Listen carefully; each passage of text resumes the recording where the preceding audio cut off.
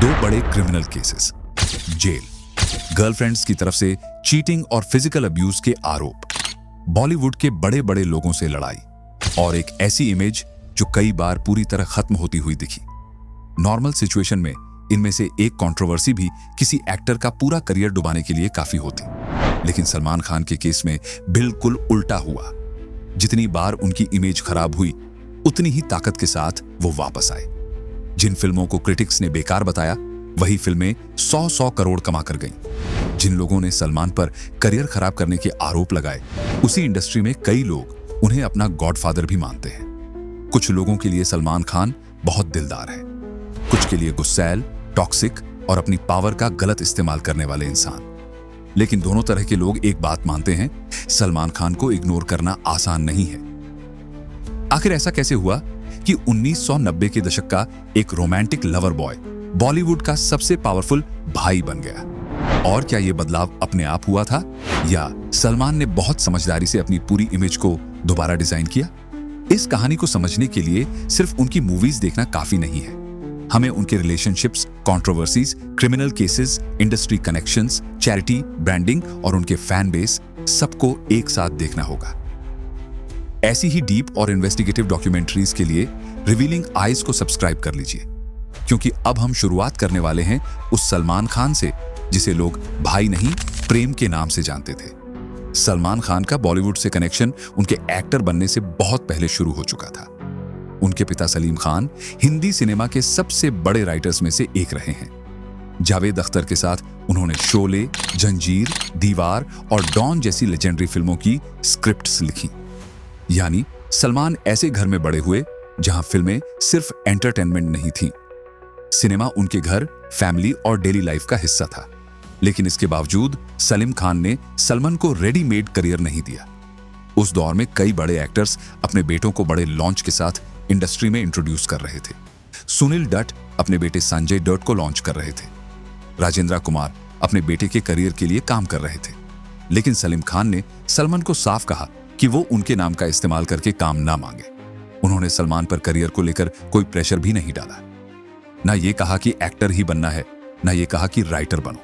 उन्होंने सलमान को अपने पर्सनल और प्रोफेशनल डिसीजंस खुद लेने दिए। इसका एक फायदा हुआ, सलमान ने बहुत जल्दी ये समझ लिया कि उनका करियर उनका अपना है। सफलता मिलेगी तो क्रेडिट भी उनका होगा और गलत फैसले होंगे तो जिम्मेदारी भी उन्हीं की होगी। लेकिन आगे चलकर यही आजादी उनकी सबसे बड़ी स्ट्रेंथ भी बनी और कई बार सबसे बड़ी प्रॉब्लम भी। सलमान की पहली फिल्म 1988 में आई, बीवी हो तो ऐसी। इसमें सलमान मेन हीरो नहीं थे, उनका एक सपोर्टिंग रोल था। फिल्म से उन्हें थोड़ी पहचान जरूर मिली, लेकिन कोई यह अंदाजा नहीं लगा सकता था कि सिर्फ एक साल बाद वो पूरे देश के नए सुपरस्टार बनने वाले हैं। 1989 में मैंने प्यार किया रिलीज हुई। सूरज बरजात्या की इस फिल्म में सलमान ने प्रेम का रोल निभाया। फिल्म ह्यूज हिट रही, उस वक्त की सबसे ज्यादा कमाई करने वाली फिल्मों में शामिल हुई। सलमान को फिल्म फेयर का बेस्ट मेल डेब्यू अवार्ड मिला और उनकी जिंदगी एकदम बदल गई। बताया जाता है कि उस वक्त सलमान का सपना सिर्फ 1 लाख रुपए कमाना था। मैंने प्यार किया कि रिलीज होते ही उनका वो सपना पूरा हो गया। लेकिन उसके बाद उन्हें जो फेम मिला, वो शायद उन्होंने खुद भी इमेजिन नहीं किया था। 1990 के शुरुआती सालों में बागी, सनम बेवफा, कुर्बान और लव जैसी रोमांटिक फिल्मों ने उन्हें लवर बॉय के रूप में एस्टैब्लिश कर दिया। उस दौर में सलमान की फैन फॉलोइंग बहुत तेजी से बढ़ रही थी। खासकर लड़कियों के बीच उनकी पॉपुलैरिटी अलग लेवल पर थी। लेकिन असली एक्सप्लोजन 1994 में हुआ, जब हम आपके हैं कौन रिलीज हुई। फिल्म में सलमान के साथ माधुरी दीक्षित थी। फिल्म के सॉन्ग्स, शादी वाला माहौल, फैमिली ड्रामा और सलमान माधुरी की केमिस्ट्री ने इसे सिर्फ हिट फिल्म नहीं, एक कल्चरल इवेंट बना दिया। हम आपके हैं कौन ने 3 फिल्म फेयर अवार्ड्स जीते और लगभग 200 करोड़ रुपए का ग्रोस बिजनेस किया। उस वक्त के हिसाब से यह बहुत बड़ा नंबर था। उस वक्त सलमान की इमेज आज जैसी कंट्रोवर्शियल नहीं थी। इंडस्ट्री में उनके रिलेशनशिप्स भी काफी अच्छे थे। आमिर खान के साथ 1994 में अंदाज अपना अपना आई। फिल्म रिलीज के वक्त बहुत बड़ी हिट नहीं थी, लेकिन बाद में कल्ट कॉमेडी बन गई। पुराने इंटरव्यूज में सलमान आमिर के बारे में बहुत ओपनली अच्छी बातें करते दिखते हैं। वो आमिर की कॉमेडी की तारीफ करते थे। उनकी क्लीन इमेज का मजाक भी करते थे और दोनों के बीच अच्छी बॉन्डिंग नजर आती थी। शाहरुख खान के साथ सलमान का कनेक्शन और भी पर्सनल था। शाहरुख कई बार बता चुके हैं कि उनके शुरुआती स्ट्रगल के वक्त सलमान के परिवार ने उनका बहुत साथ दिया। सलीम खान ने उन्हें गाइड किया और सलमान का परिवार उन्हें आउटसाइडर की तरह नहीं, अपने घर के मेंबर की तरह ट्रीट करता था। 1995 में दोनों ने करण अर्जुन में साथ काम किया। फिल्म बहुत बड़ी हिट हुई और सलमान की एक्शन जॉनर में भी स्ट्रॉन्ग एंट्री हो गई। इसके बाद प्यार किया तो डरना क्या, जुड़वा, बीवी नंबर 1 और हम साथ साथ हैं जैसी फिल्मों ने सलमान की पॉपुलैरिटी और बढ़ा दी। लेकिन सलमान की फैन फॉलोइंग सिर्फ मूवीज की वजह से नहीं थी, उनकी बॉडी और लुक्स भी उनकी पर्सनैलिटी का बहुत बड़ा हिस्सा बन चुके थे। सलमान उन शुरुआती बॉलीवुड स्टार्स में से थे जिन्होंने मस्कुलर लेकिन एस्थेटिक बॉडी को मेनस्ट्रीम बनाया। उनका शर्टलेस होना फिल्म का नॉर्मल सीन नहीं रहता था, वो ऑडियंस के लिए हाईलाइट बन जाता था। आज बॉलीवुड में सिक्स पैक और जिम बॉडी कॉमन है, लेकिन उस दौर में सलमान ने इस ट्रेंड को बहुत बड़े लेवल पर पॉपुलर किया।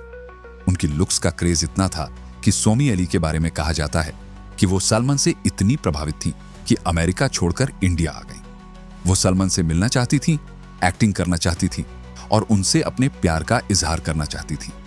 बाद में दोनों रिलेशनशिप में भी आए, लेकिन फेम के साथ एक और चीज आई, मीडिया अटेंशन। सलमान कहां जा रहे हैं, किसके साथ घूम रहे हैं, किसके साथ रिलेशनशिप है, किससे लड़ाई हुई, मीडिया उनकी हर छोटी बड़ी चीज कवर करना चाहती थी और सलमान को अपनी पर्सनल लाइफ में मीडिया की दखल बिल्कुल पसंद नहीं थी।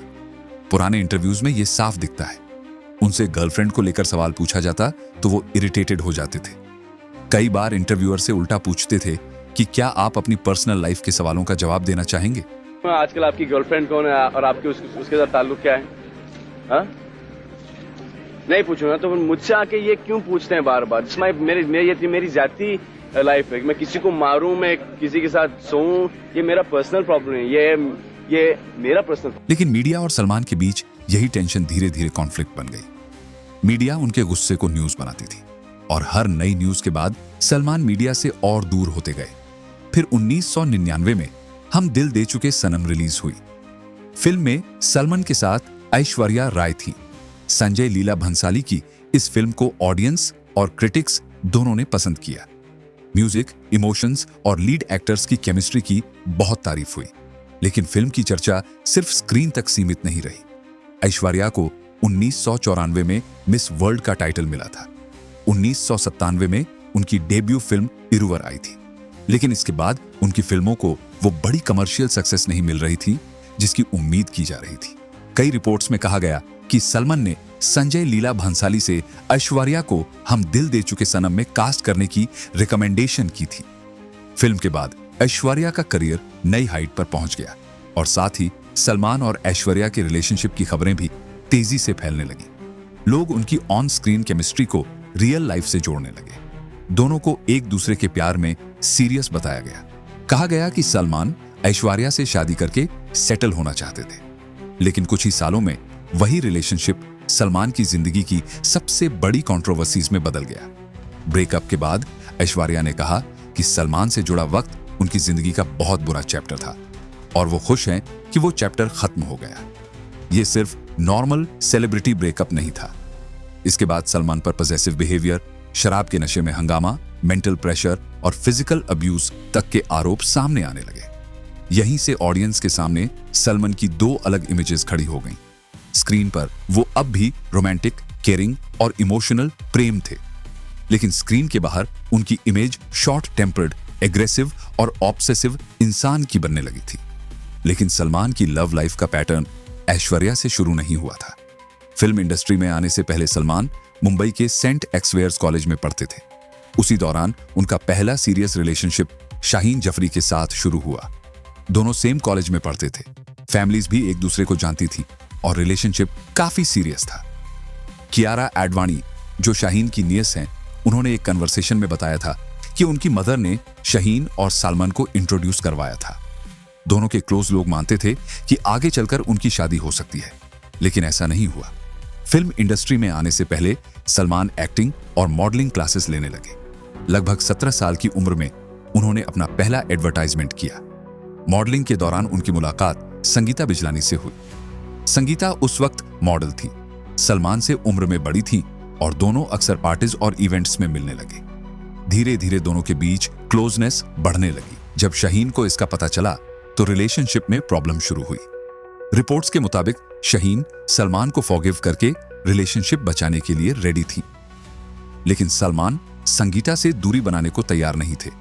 शाहीन कुछ वक्त के लिए लंदन चली गईं, लेकिन जब वो वापस आईं तब तक उनके और सलमान के बीच कुछ खास बचा नहीं था। दूसरी तरफ सलमान और संगीता का रिलेशनशिप सीरियस हो चुका था। कई अकाउंट्स के मुताबिक सलमान अपने करियर के शुरुआती वक्त में इमोशनली काफी लॉस थे। फेम अचानक बढ़ रही थी, काम का प्रेशर था और पर्सनल लाइफ भी बदल रही थी। ऐसे वक्त में संगीता ने उन्हें इमोशनल स्टेबिलिटी दी।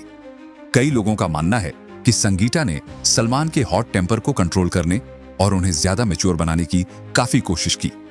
दोनों का रिलेशनशिप करीब 6 साल चला। 27 मई 1994 को दोनों की शादी होने वाली थी।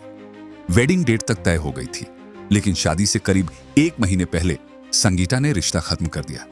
बाद में उन्होंने कहा कि सलमान बॉयफ्रेंड बनने के भी लायक नहीं थे, लाइफ पार्टनर बनना तो दूर की बात है। संगीता ने इस रिलेशनशिप को इमोशनली बहुत डिफिकल्ट बताया और ब्रेकअप के पीछे सोमी अली का नाम सामने आया। आरोप था कि सलमान संगीता के साथ रिलेशनशिप में रहते हुए सोमी अली के करीब आ चुके थे। कई साल बाद सोमी अली ने भी ये माना कि उन्हें पता था सलमान रिलेशनशिप में थे और उनकी शादी होने वाली थी। इसके बावजूद वो सलमान के साथ रिलेशनशिप में आई क्योंकि वो उनके प्यार में बहुत ज्यादा थी। यहां एक पैटर्न बनता हुआ दिख रहा था। एक रिलेशनशिप पूरी तरह खत्म होने से पहले सलमान किसी और के करीब आ जाते थे। पहले शाहीन और संगीता, फिर संगीता और सोमी, और बाद में सोमी और ऐश्वर्या। 1999 के आसपास सलमान और ऐश्वर्या की क्लोजनेस बढ़ने लगी। इसी दौर में सोमी के साथ उनका रिलेशनशिप खत्म हुआ। सलमान ने ऐश्वर्या के करियर में मदद की। उनके परिवार ने भी ऐश्वर्या को बहुत ओपनली एक्सेप्ट किया।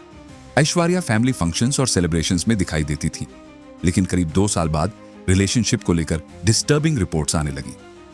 ऐश्वर्या के शरीर पर चोट के निशान दिखने के बाद सवाल उठे। एक मौके पर उन्होंने कहा, Fact is that I slipped. I actually passed out and I fell down the stairs outside my house, and that's exactly what happened.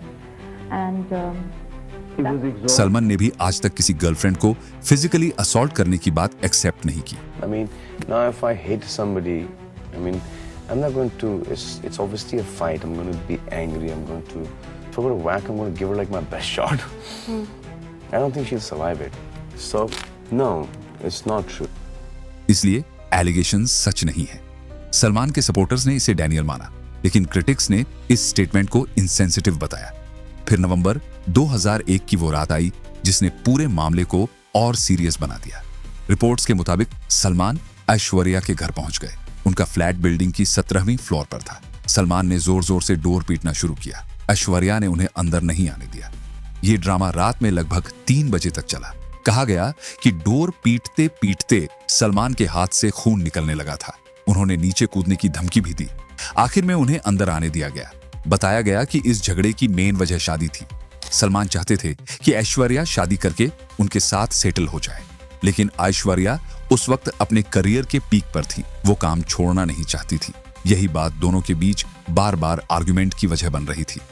Salman ने बाद में माना कि शादी को लेकर उनका बिहेवियर गलत था और वो गुस्से में चीजें बिगाड़ चुके थे, लेकिन कहानी यहीं खत्म नहीं होती। रिपोर्ट्स आने लगी कि सलमान उन फिल्म सेट्स पर पहुंच जाते थे जहां ऐश्वर्या काम कर रही होती थी। कहा गया कि कई बार वो शराब पीकर आते, हंगामा करते और ऐश्वर्या को अपने साथ चलने के लिए कहते। सबसे फेमस इंसिडेंट चलते चलते के सेट का बताया जाता है। उस फिल्म में शाहरुख खान और ऐश्वर्या काम कर रहे थे। रिपोर्ट्स के मुताबिक सलमान वहां पहुंचे और ऐश्वर्या से बहस करने लगे। सिचुएशन इतनी खराब हुई कि शाहरुख खान को बीच में आना पड़ा। कहा गया कि सलमान ऐश्वर्या पर शाहरुख, अभिषेक बच्चन और दूसरे को एक्टर्स के साथ रिलेशनशिप रखने के आरोप लगाते थे। आखिरकार ऐश्वर्या ने रिलेशनशिप खत्म कर दिया। 2002 में दी एक इंटरव्यू में उन्होंने कहा कि सलमान उनके साथ फिजिकल और वर्बल वायलेंस करते थे। उन्होंने ये भी कहा कि सलमान शराब के नशे में गलत बिहेवियर करते थे और उनकी पर्सनल और प्रोफेशनल लाइफ को नुकसान पहुंचा रहे थे। इन एलिगेशंस के बाद सलमान की बैड बॉय इमेज और स्ट्रॉन्ग हो गई। लेकिन ऐश्वर्या वाला चैप्टर सिर्फ दोनों के ब्रेकअप तक नहीं रुका। इसका असर सलमान और शाहरुख की फ्रेंडशिप पर भी पड़ा। ऐश्वर्या के बाद सलमान का नाम कटरीना कैफ से जुड़ने लगा। दोनों ने कई फिल्मों में साथ काम किया। ऑन स्क्रीन और ऑफ स्क्रीन केमिस्ट्री बहुत अच्छी थी। मीडिया में दोनों के रिलेशनशिप की खबरें थीं, लेकिन सलमान और कटरीना ने इसे ऑफिशियली कंफर्म नहीं किया। 16 जुलाई 2008 को कटरीना का बर्थडे था। सलमान ने उनके लिए बड़ी पार्टी होस्ट की। पार्टी में बॉलीवुड के कई बड़े स्टार्स आए और शाहरुख खान भी उनमें शामिल थे। शुरुआत में सब नॉर्मल था, लेकिन अचानक गेस्ट्स पार्टी से बाहर निकलने लगे। फिर पता चला कि सलमान और शाहरुख के बीच बहुत बड़ा झगड़ा हो गया है।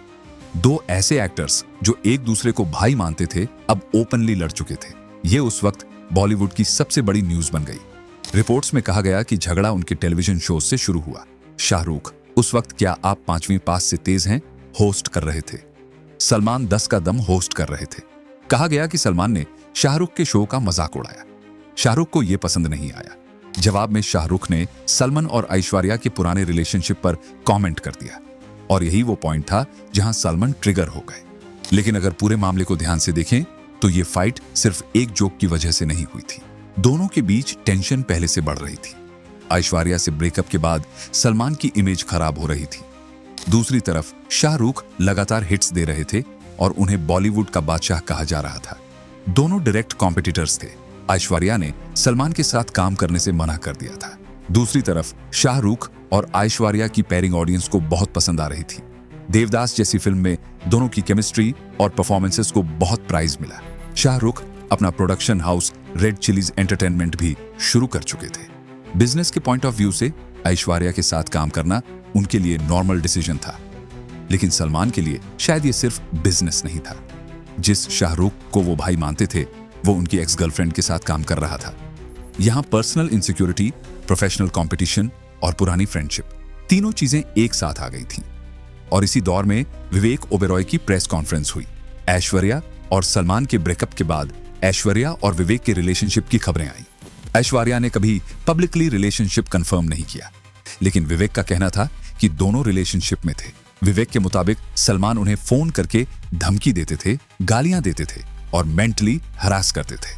अपना साइड बताने के लिए विवेक ने प्रेस कॉन्फ्रेंस बुला ली। बार बार उनका फोन आया, 41 बार in one night, 41 times he has called me in one night. Vivek को लगा कि वो अपनी सेफ्टी और डिफेंस के लिए ये सब पब्लिक कर रहे हैं, लेकिन प्रेस कॉन्फ्रेंस के बाद उनकी जिंदगी ही बदल गई। उनके करियर में बहुत तेजी से गिरावट आई। विवेक ने आरोप लगाया कि सलमान ने अपने इन्फ्लुएंस का इस्तेमाल करके उन्हें इंडस्ट्री में ब्लैक लिस्टेड करवा दिया। From being this lovable boy जिसको सब लोग पसंद करते हैं, सडनली एक आउटकास्ट हो गया था मैं। ये आरोप ऑफिशियली कभी प्रूव नहीं हुआ, लेकिन इंडस्ट्री में एक डर जरूर बैठ गया। सलमान खान से लड़ाई बहुत महंगी पड़ सकती है। विवेक ने बाद में सलमान से पब्लिकली माफी मांगने की कोशिश भी की। एक अवार्ड शो में उन्होंने स्टेज पर हाथ जोड़कर अपॉलॉजी का सिग्नल दिया, लेकिन सलमान ने कोई रिएक्शन नहीं दिया। यही सलमान की पर्सनैलिटी का एक इंपॉर्टेंट पैटर्न दिखता है। जो उनके क्लोज सर्कल में है, उसके लिए वो बहुत कुछ कर सकते हैं, लेकिन जिसे वो एनिमी या डिसलॉयल मान लें, उसके लिए वापसी बहुत मुश्किल हो जाती है। कुछ ऐसा ही 2014 में सिंगर अरिजीत सिंह के साथ हुआ। एक अवार्ड शो को सलमान होस्ट कर रहे थे। अरिजीत अवार्ड लेने स्टेज पर आए। वो कैजुअल कपड़ों में थे और प्रोग्राम देर तक चलने की वजह से बैक स्टेज या ऑडियंस में बैठे बैठे सो भी गए थे। सलमान ने स्टेज पर मजाक में पूछा कि क्या सो गए थे। अरिजीत ने जवाब दिया, आप लोगों ने सुला दिया। उस वक्त सलमान ने बात को मजाक में खत्म कर दिया, लेकिन बाद में अरिजीत को पता चला कि सलमान को उनकी बात पसंद नहीं आई। इसके बाद रिपोर्ट्स आईं कि सलमान की फिल्मों से अरिजीत के सॉन्ग्स हटाए जा रहे हैं। सबसे फेमस केस सल्टन के सॉन्ग जग घुमेया का था। अरिजीत का वर्जन हटाकर सॉन्ग राहत फतेह अली खान की वॉइस में रिलीज किया गया। अरिजीत ने सलमान से प्राइवेट और पब्लिक दोनों तरीके से माफी मांगी। उन्होंने सोशल मीडिया पर भी रिक्वेस्ट की कि उनका सॉन्ग फिल्म में रहने दिया जाए, लेकिन सलमान की तरफ से कोई पॉजिटिव रिस्पॉन्स नहीं आया। इन इंसिडेंट्स के बाद इंडस्ट्री में ये बिलीफ और स्ट्रांग हुआ कि सलमान की ईगो हर्ट करना करियर के लिए रिस्की हो सकता है। लेकिन रिलेशनशिप्स और इंडस्ट्री फाइट से भी ज्यादा सीरियस दो लीगल केसेस थे। पहला केस 1998 में शुरू हुआ। सलमान राजस्थान में हम साथ साथ हैं की शूटिंग कर रहे थे। उन पर 2 ब्लैक बक्स के शिकार का आरोप लगा। ब्लैक बक प्रोटेक्टेड स्पीशीज है। और बिश्नोई कम्युनिटी में इसे सेक्रेड माना जाता है। वाइल्ड लाइफ प्रोटेक्शन एक्ट के अंदर सलमान पर केस दर्ज हुआ। केस सालों चला। सलमान को अरेस्ट, जेल, बेल और कोर्ट हियरिंग्स का सामना करना पड़ा। आज तक ये केस पूरी तरह उनकी पब्लिक इमेज से अलग नहीं हो पाया। दूसरा बड़ा मामला 2002 का हिट एंड रन केस था। आरोप था कि सलमान की व्हाइट कार फुटपाथ पर सो रहे लोगों के ऊपर चढ़ गई।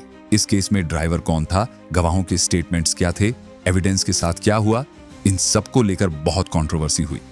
सलमान के क्रिटिक्स ने आरोप लगाया कि उनकी मनी और पावर की वजह से केस की डायरेक्शन प्रभावित हुई। उनकी तरफ से इन आरोपों से इनकार किया गया।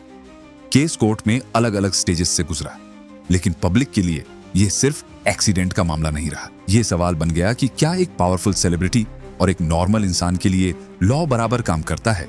अब सलमान की इमेज पूरी तरह बदल चुकी थी। 1990 के दशक में जिन लोगों ने उन्हें रोमांटिक हीरो माना था, उनमें से कई उनके पर्सनल बिहेवियर और कंट्रोवर्सी से डिसअपॉइंटेड हो चुके थे। खासकर उनकी लवर बॉय इमेज बहुत बुरी तरह डैमेज हुई। स्क्रीन वाला प्रेम अब रियल लाइफ में फाइट्स, एंगर, क्रिमिनल केसेस और टॉक्सिक रिलेशनशिप एलिगेशन से जुड़ चुका था। इसी दौरान उनके कॉम्पिटिटर्स बहुत स्मार्ट तरीके से अपनी अलग आइडेंटिटी बना रहे थे। शाहरुख रोमांटिक सुपरस्टार बन चुके थे। आमिर अच्छी स्क्रिप्ट्स, लिमिटेड फिल्म्स और परफेक्शन वाली इमेज बना रहे थे। अक्षय कुमार अलग अलग जॉनर्स में काम करके खुद को वर्सेटाइल एक्टर के रूप में एस्टैब्लिश कर रहे थे। और सलमान कंट्रोवर्सीज में फंसे हुए थे। उनकी कुछ फिल्म्स चल रही थीं, लेकिन कई प्रोजेक्ट्स ऑडियंस के साथ कनेक्ट नहीं कर रहे थे। कई बार ऐसा लगा कि सलमान का बेस्ट फेज खत्म हो चुका है, लेकिन यहीं से पूरा गेम बदल गया। 2003 में सतीश कौशिक की फिल्म तेरे नाम रिलीज हुई। फिल्म में सलमान ने राधे मोहन का कैरेक्टर निभाया। राधे एग्रेसिव था, इमोशनली डिस्टर्ब था और बाद में मेंटल ब्रेकडाउन का शिकार हो जाता है। ऑडियंस ने सलमान को इससे पहले इस तरह के रोल में नहीं देखा था। फिल्म के पहले हाफ में राधे वायलेंट, पॉजिटिव और अनप्रिडिक्टेबल है। दूसरे हाफ में वही कैरेक्टर पूरी तरह टूट जाता है। ऑडियंस और क्रिटिक्स दोनों ने सलमान की परफॉर्मेंस को पसंद किया। तेरे नाम ने साबित किया कि सलमान सिर्फ लुक्स और स्टाइल के भरोसे नहीं है। सही रोल मिलने पर वो इंटेंस और इमोशनल एक्टिंग भी कर सकते हैं। लेकिन फिल्म ने एक और चीज प्रूव की। इतनी कंट्रोवर्सीज के बाद भी ऑडियंस पर सलमान का इन्फ्लुएंस खत्म नहीं हुआ था। फिल्म में सलमान का मिडिल पार्टिंग हेयर स्टाइल पूरे देश में ट्रेंड बन गया। कॉलेजेस, स्मॉल टाउन्स और लोकल सैलून्स में लड़के वही हेयर कट करवाने लगे। ये उस एक्टर का इन्फ्लुएंस था जिसकी रियल लाइफ इमेज उस वक्त बैडली डैमेज थी। यानी लोग सलमान से नाराज हो सकते थे, लेकिन उन्हें कॉपी करना अब भी चाहते थे। 2008 तक सलमान मैंने प्यार क्यों किया, नो एंट्री, पार्टनर और गॉड, तुस्सी ग्रेट हो जैसी रोमांटिक कॉमेडी फिल्म्स में दिखाई देते रहे। कुछ फिल्म्स कमर्शियल हिट थीं, लेकिन इनसे सलमान की मेन प्रॉब्लम सॉल्व नहीं हुई। ऑडियंस के सामने क्लियर नहीं था कि नया सलमान कौन है। क्या वो अब भी लवर बॉय हैं, कॉमेडी एक्टर हैं, ट्रबल्ड बैड बॉय हैं, या बस एक पुराने सुपरस्टार जिनकी कुछ फिल्म्स चल जाती हैं और कुछ नहीं? इसका जवाब 2009 में वांटेड ने दिया। वांटेड में सलमान का कैरेक्टर शुरुआत में क्रिमिनल और मॉरली ग्रे लगता है। बाद में उसकी असली आइडेंटिटी और इंटेंशंस सामने आते हैं। वो ट्रेडिशनल हीरो नहीं था, वो एंटी हीरो था। डेंजरस, कॉन्फिडेंट, अकेला और ऑलमोस्ट अनबीटेबल। फिल्म ने सलमान को रोमांटिक रोल से निकालकर रॉ पावर वाली इमेज में डाल दिया। उनका कैरेक्टर रूल्स फॉलो नहीं करता था, लेकिन विलन्स के खिलाफ लड़ता था। और यही फॉर्मूला सलमान की रियल लाइफ इमेज के साथ परफेक्टली फिट बैठा। पब्लिक पहले से उन्हें रूल ब्रेकर, एग्रेसिव और कंट्रोवर्शियल मानती थी। वांटेड ने उन्हीं क्वालिटीज को वीकनेस की जगह हीरोइज्म बना दिया। अब उनका एंगर प्रॉब्लम नहीं था, वो एटीट्यूड था। उनका वायलेंस नेगेटिव नहीं था, वो एक्शन था। उनका रूल्स तोड़ना क्राइम नहीं, स्टाइल बन गया। वांटेड की सक्सेस के बाद सलमान फिल्म्स बहुत सिलेक्टिवली चूज करने लगे। अब फिल्म की कहानी से ज्यादा इंपॉर्टेंट सलमान खान का पर्सोना हो गया। ऑडियंस को सिर्फ मूवी नहीं, सलमान खान एक्सपीरियंस मिलने लगा। 2010 में दबंग रिलीज हुई और इस फिल्म ने ट्रांसफॉर्मेशन पूरा कर दिया। चुलबुल पांडे पुलिस ऑफिसर था, लेकिन आइडियल पुलिस ऑफिसर नहीं। वो ब्राइब लेता था, सिस्टम को अपने हिसाब से चलाता था, लॉ को बेंड करता था, लेकिन फिल्म उसे पब्लिक का हीरो दिखाती थी। वो गलत तरीके यूज करता है, लेकिन विलेंस के खिलाफ लड़ता है। वो करप्ट है, लेकिन गरीबों की हेल्प करता है। वो आरोगेंट है, लेकिन फैमिली से प्यार करता है। वो लॉ तोड़ता है, लेकिन ऑडियंस को लगता है कि आखिर में जस्टिस कर रहा है। यानी चुलबुल पांडे का कैरेक्टर वही था जिसकी सलमान की पब्लिक इमेज को जरूरत थी। दबंग के बाद सलमान सिर्फ एक्टर नहीं रहे, वो खुद एक फिल्म जॉनर बन गए। रेडी, बॉडीगार्ड, एक था टाइगर, दबांग 2, जय हो, किक, बजरंगी भाईजान, सुल्तान और प्रेम रतन, धान पायो जैसी फिल्म्स ने बॉक्स ऑफिस पर बहुत बड़े नंबर्स दिए। इनमें से लगभग सभी फिल्म्स ने 100 करोड़ रुपए से ज्यादा कमाए। हर फिल्म क्रिटिकली अच्छी नहीं थी, कई फिल्म्स की स्क्रिप्ट वीक थी, लॉजिक पर जोक्स बने, डायरेक्शन और रिपीटिशन की क्रिटिसिज्म हुई, लेकिन ऑडियंस के लिए फिल्म की क्वालिटी से ज्यादा इंपॉर्टेंट सलमान का होना था। सलमान की एंट्री होती थी, बैकग्राउंड म्यूजिक बजता था, डायलॉग आता था, शर्ट उतरती थी और थिएटर में फैंस चिल्लाना शुरू कर देते थे। ये एक्टिंग से आगे की चीज थी, ये स्टार वर्शिप थी। सलमान ने इस बात को बहुत जल्दी समझ लिया था। उनकी ब्रांडिंग का एक क्लियर रूल था, उन्हें हमेशा लार्जर देन लाइफ दिखना है। एशनियर ग्रोवर ने एक कॉन्वर्सेशन में बताया था कि भारत के प्रमोशन के वक्त उनकी कंपनी सलमान को ब्रांड एम्बेसडर बनाना चाहती थी। फी को लेकर नेगोशिएशन हुआ, सलमान कम पैसों में रेडी हो गए, लेकिन एडवर्टाइजमेंट को लेकर उनकी कंडीशन क्लियर थी। तो उसने क्लियर बोल दिया था, यार देखो मेरे को ना मतलब लार्जर देन लाइफ ही दिखाना। ये छोटी बात नहीं है, इससे पता चलता है कि सलमान अपनी इमेज को चांस पर नहीं छोड़ते। उन्हें पता है ऑडियंस उन्हें किस फॉर्म में देखना चाहती है और वो हर प्लेटफॉर्म पर वही इमेज मेंटेन करते हैं। कई मायनों में सलमान बॉलीवुड के रजनीकांत स्टाइल मास सुपरस्टार बन गए। लोग फिल्म में कैरेक्टर देखने नहीं आते थे, लोग सलमान खान देखने आते थे। लेकिन फिल्म्स की ब्रांडिंग से क्रिमिनल केसेस और रिलेशनशिप एलिगेशंस खत्म नहीं हो सकते थे। रियल लाइफ में भी नैरेटिव बदलना जरूरी था और यहाँ बीइंग ह्यूमन की एंट्री होती है। बीइंग ह्यूमन फाउंडेशन के जरिए एजुकेशन और हेल्थ केयर से जुड़े चैरिटी प्रोजेक्ट्स शुरू किए गए। बीइंग ह्यूमन के नाम से क्लोथिंग ब्रांड भी लॉन्च हुआ। सलमान ने इस ब्रांड को अपनी पर्सनल इमेज से बहुत स्ट्रांगली जोड़ दिया। वो पब्लिक अपीयरेंसेस में बीइंग ह्यूमन की टी-शर्ट्स पहनते थे, इवेंट्स में ब्रांड का प्रमोशन करते थे, इंटरव्यूज और प्रमोशंस में भी बीइंग ह्यूमन दिखाई देता था। धीरे धीरे ब्रांड सलमान की चैरिटी का सिंबल बन गया। अब सलमान की इमेज सिर्फ फाइट्स, केसेस और एंगर से नहीं जुड़ी थी, उनके बारे में जरूरतमंद लोगों की मदद करने वाली स्टोरीज भी सामने आने लगी। किसी के ट्रीटमेंट का पैसा देना, किसी स्ट्रगलिंग एक्टर को काम दिलाना, किसी फैमिली की फाइनेंशियल हेल्प करना। इंडस्ट्री में ऐसी कई स्टोरीज सर्कुलेट होती रही। उनके प्रोडक्शन हाउसेस के प्रॉफिट का हिस्सा चैरिटी में जाने की बातें भी सामने आईं। अब पब्लिक के सामने 2 सलमान थे। एक सलमान जिस पर टॉक्सिक बिहेवियर, एंगर और पावर मिसयूज के आरोप थे, और दूसरा सलमान जो लोगों की हेल्प करता था, चैरिटी करता था और अपने क्लोज लोगों के लिए खड़ा रहता था। यही कॉन्ट्रास्ट उनकी नई इमेज का सबसे पावरफुल हिस्सा बना। उनकी फिल्म्स भी यही मैसेज देती थी, हीरो परफेक्ट नहीं है, वो गलतियां करता है, रूल्स तोड़ता है, गुस्सा करता है, लेकिन उसका दिल अच्छा है। रियल लाइफ में सलमान के फैंस ने भी यही डिफेंस अपनाया। उनसे गलतियां हुई होंगी, लेकिन वो दिल के बुरे नहीं हैं। जब भी कोई कंट्रोवर्सी आती, सोशल मीडिया पर उनके फैंस डिफेंस में उतर आते, क्रिटिक्स, केसेस और एलिगेशंस की बात करते, फैंस चैरिटी और हेल्प वाली स्टोरीज सामने रखते। सलमान ने बैड बॉय इमेज को खत्म नहीं किया, उन्होंने उसी बैड बॉय को भाई बना दिया। बैड बॉय से लोग डरते हैं, लेकिन भाई से अपने लोग प्यार करते हैं और एनिमीज डरते हैं। यही सलमान की नई इमेज थी, अपने लोगों के लिए प्रोटेक्टर और विरोधियों के लिए डेंजर। बॉलीवुड में भी सलमान की पोजीशन कुछ ऐसी ही बन गई। एक तरफ विवेक ओबरॉय और अरिजीत सिंह जैसे केसेस थे, जहां उन पर करियर डैमेज करने के आरोप लगे। दूसरी तरफ कई एक्टर्स ने कहा कि सलमान ने उनके करियर में मदद की।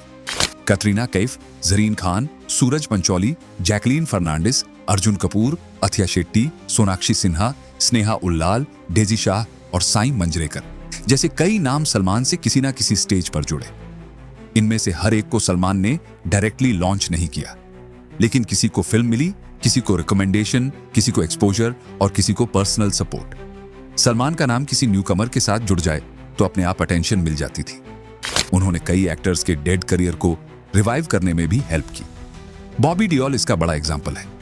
हम CCL एक क्रिकेट लीग खेलते हैं, तो उसने कहा ये दाढ़ी क्यों उगा रखी है, शेव कर, सबके बुरे टाइम आते हैं। मेरा भी टाइम बुरा था एक बारी, पर मैं तेरे भाई की पीठ पर चढ़ गया था और संजय दत्त की पीठ पर चढ़ गया था, तो मैंने बोला फिर मामू मुझे तेरी पीठ पर चढ़ना। इसके बाद बॉबी को रेस 3 में रोल मिला।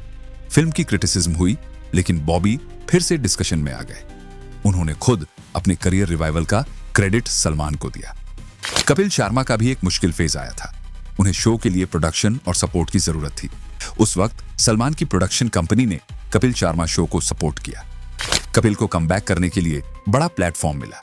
यही वजह है कि बॉलीवुड में सलमान को सिर्फ सुपरस्टार नहीं, पावर सेंटर माना जाता है। वो किसी का करियर शुरू कर सकते हैं और इंडस्ट्री के कई लोगों के हिसाब से उनसे लड़ाई होने पर करियर रुक भी सकता है। इसीलिए लोग सलमान के बारे में बोलते वक्त बहुत सोचते हैं। उनके क्लोज लोग उन्हें लॉयल, केयरिंग और जेनरस बताते हैं। उनसे लड़ चुके लोग उन्हें इंटिमिडेटिंग, एंग्री और अनफॉरगिविंग बताते हैं। हो सकता है दोनों बातें सही हों। सलमान की लॉयल्टी सिलेक्टिव है। जिसे वो अपना मानते हैं उसके लिए पैसा, टाइम और इन्फ्लुएंस सब लगा सकते हैं।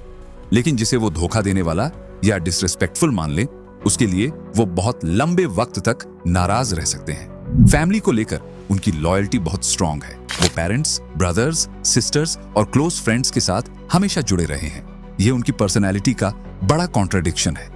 एक इंसान जो फैमिली को सबसे ऊपर रखता है, वो खुद स्टेबल मैरिड लाइफ क्यों नहीं बना पाया? हो सकता है इसका आंसर उनके बहुत अर्ली फेम में छिपा हो। बहुत कम उम्र में सलमान को पैसा, फेम, अटेंशन और पावर मिल गई थी। उनके आसपास ऐसे लोगों की कमी नहीं रही होगी जो उन्हें मना करने की जगह उनकी हर बात मानते हों। जब कोई इंसान रिजेक्शन सुनने का आदी ना हो तो पर्सनल रिलेशनशिप्स में ना एक्सेप्ट करना मुश्किल हो सकता है। लेकिन ये कोई मेडिकल डायग्नोसिस नहीं है। पब्लिक इंफॉर्मेशन से सिर्फ बिहेवियर का पैटर्न समझ आता है। किसी मेंटल कंडीशन को कंफर्म नहीं किया जा सकता। जो चीज साफ दिखती है वो ये है कि सलमान को कंट्रोल अपने हाथ में रखना पसंद है। उन्होंने करियर के डिसीजंस खुद लिए, मीडिया को अपनी पर्सनल लाइफ से दूर रखना चाहा, रिलेशनशिप्स में कमिटमेंट अपनी कंडीशंस पर चाहा, और फिल्म्स में भी ऐसे कैरेक्टर्स चूज किए जो सिचुएशन को अपने कंट्रोल में रखते हैं। राधे, चुलबुल पांडे, टाइगर और सुल्तान, इन सभी कैरेक्टर्स में एक कॉमन बात है, ये परमिशन नहीं मांगते, ये सिस्टम से डरते नहीं, ये अपने दम पर रास्ता बनाते हैं। सलमान के फैंस इन कैरेक्टर्स में सिर्फ एक्शन नहीं देखते, वो कॉन्फिडेंस देखते हैं। एक ऐसी लाइफ की फैंटेसी देखते हैं जहां इंसान किसी से ना डरे।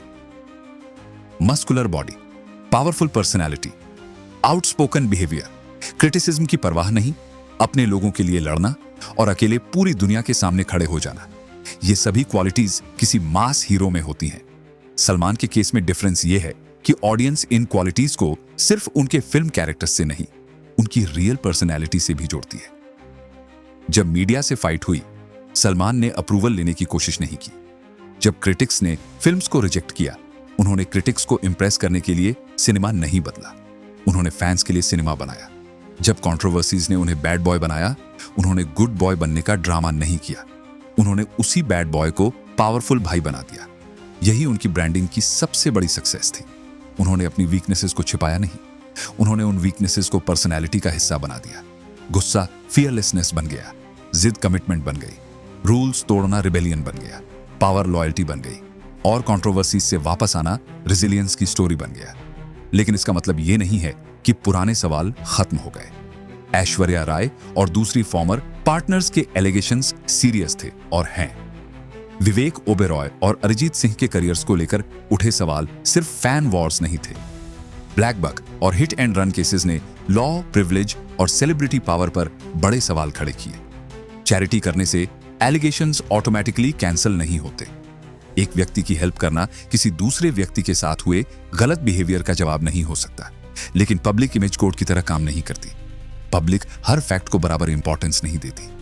लोग वही स्टोरी मानना पसंद करते हैं जो उनके पहले से बने ओपिनियन से मैच करती हो।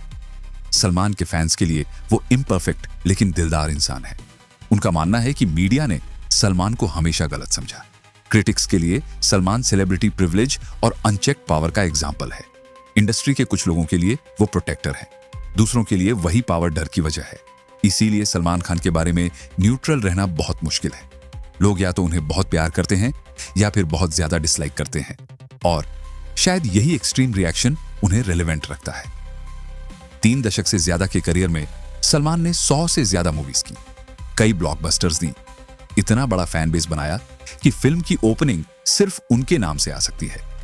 शाहरुख, आमिर, अक्षय और अमिताभ बच्चन जैसे बड़े स्टार्स ने भी करियर में लो फेजेस देखे। सलमान की फिल्म्स भी फ्लॉप हुई, लेकिन उनका कोर फैन बेस लंबे वक्त तक उनके साथ रहा। और ये कनेक्शन सिर्फ एक्टिंग की वजह से नहीं है। सलीम खान खुद कह चुके हैं कि सलमान ने अपने फुल टैलेंट का इस्तेमाल नहीं किया। उन्होंने ये भी माना कि करियर की शुरुआत में सलमान जितने सीरियस होने चाहिए थे उतने नहीं थे। क्रिटिक्स भी कहते हैं कि सलमान आमिर की तरह स्क्रिप्ट्स पर सालों काम नहीं करते, शाहरुख की तरह परफॉर्मेंसेस को बार बार रीइन्वेंट नहीं करते, अक्षय की तरह लगातार अलग जॉनर्स ट्राई नहीं करते। फिर भी सलमान का नाम फिल्म बेचता है, क्योंकि शायद सलमान खान की सबसे बड़ी परफॉर्मेंस किसी एक फिल्म में नहीं है। उनकी सबसे बड़ी परफॉर्मेंस उनकी पब्लिक पर्सनैलिटी है। एक ऐसा आदमी जो परफेक्ट नहीं है और परफेक्ट दिखने की कोशिश भी नहीं करता, जो गलतियां करता है, कंट्रोवर्सीज में फंसता है, गुस्सा करता है, गलत डिसीजंस लेता है, लेकिन हर बार वापस खड़ा हो जाता है। ऑडियंस के एक बड़े सेक्शन को यही पर्सनैलिटी पसंद आती है। उन्हें पॉलिश्ड परफेक्शन से ज्यादा रॉ कॉन्फिडेंस अट्रैक्टिव लगता है। इसीलिए खराब रिव्यूज के बाद भी सलमान के फैंस थिएटर जाते हैं। वो सिर्फ स्टोरी देखने नहीं जाते, वो सलमान खान को देखने जाते हैं, एक ऐसे आदमी को जो स्क्रीन पर अकेला पूरी प्रॉब्लम सॉल्व कर देगा। और सलमान इस एक्सपेक्टेशन को बहुत अच्छी तरह समझते हैं। उनकी स्टोरी को सिर्फ हीरो या विलेन की कहानी कहना गलत होगा। ये fame, privilege, anger, unstable relationships, smart branding, loyalty, charity, power और सर्वाइवल इंस्टिंक्ट, इन सब का मिक्स है।